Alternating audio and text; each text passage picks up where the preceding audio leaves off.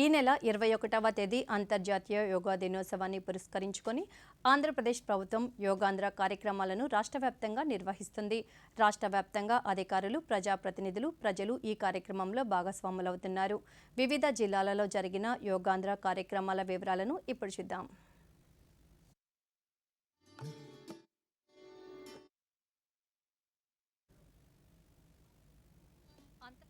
యోగా దినోత్సవాన్ని పురస్కరించుకొని కేంద్ర ఆయుష్ మంత్రిత్వ శాఖ, కాకినాడ జిల్లా విద్యాశాఖ సంయుక్త ఆధ్వర్యంలో ఈరోజు కాకినాడలోని జవహర్లాల్ నెహ్రూ సాంకేతిక విశ్వవిద్యాలయం ప్రాంగణంలో యోగాంధ్ర కార్యక్రమాన్ని నిర్వహించారు. ఈ కార్యక్రమంలో జిల్లా collector MN Harendra Prasad, joint collector Apoorva Bharat పాల్గొన్నారు. ఈ సందర్భంగా కలెక్టర్ మాట్లాడుతూ ప్రపంచానికి భారత్ అందించిన అమూల్యమైన వారసత్వం యోగా అన్నారు.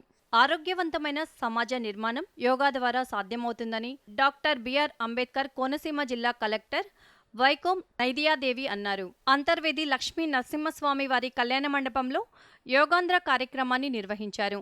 జాయింట్ కలెక్టర్తో పాటు ఇతర జిల్లా స్థాయి అధికారులు ప్రజలతో కలిసి యోగాసనాలు వేశారు. శ్రీకాకుళం కార్గిల్ పార్కులో యోగాంధ్ర యోగా ముందస్తు శిబిరం నిర్వహించారు. రాష్ట్ర సాంఘిక సంక్షేమ గురుకుల విద్యాలయాల అధికారులు, ప్రిన్సిపల్స్, సిబ్బంది పెద్ద సంఖ్యలో ఈ కార్యక్రమంలో పాల్గొన్నారు. మానసిక ఒత్తిళ్లను జయించడానికి యోగా ఒక చక్కటి మార్గమని, ప్రతి ఒక్కరూ దీనిని జీవితంలో భాగం చేసుకోవాలన్నారు. కృష్ణా జిల్లా క్రీడా ప్రాధికార సంస్థ ఆధ్వర్యంలో రాష్ట్ర స్థాయి యోగాసన మాస్టర్ ట్రైనర్ జడ్జెస్ 2 రోజుల శిక్షణ కార్యక్రమాన్ని ఈరోజు మచిలీపట్నంలో నిర్వహించారు.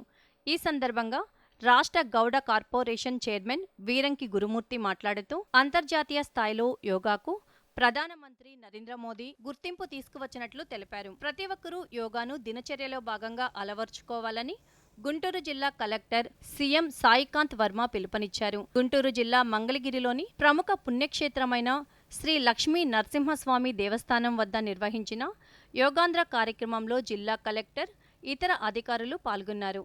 ఈ సందర్భంగా కలెక్టర్ మాట్లాడుతూ ఆరోగ్యాంధ్రప్రదేశ్ లక్ష్యంగా యోగాంధ్ర కార్యక్రమాలను ప్రభుత్వం నిర్వహిస్తుందని వివరించారు.